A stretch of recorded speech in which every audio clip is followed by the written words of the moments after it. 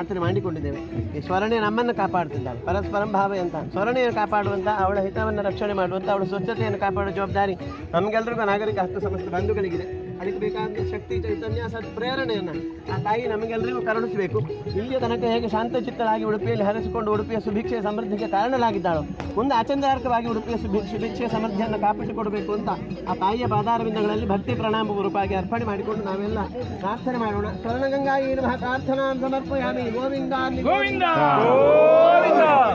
ಇಲ್ಲಿ ತಾಯಿ ಭಾರತಿಗೆ ಪುಷ್ಪಾರ್ಚನೆ ಮಾಡದಿದ್ದವರು ಅರ್ಪಣೆ ಮಾಡಿ ಬನ್ನಿ. ಪೂಜ್ಯ ಸ್ವಾಮೀಜಿಯವರು ಬಹಳ ದೊಡ್ಡ ಎಡೆಬಿಡದ ಕಾರ್ಯಕ್ರಮ.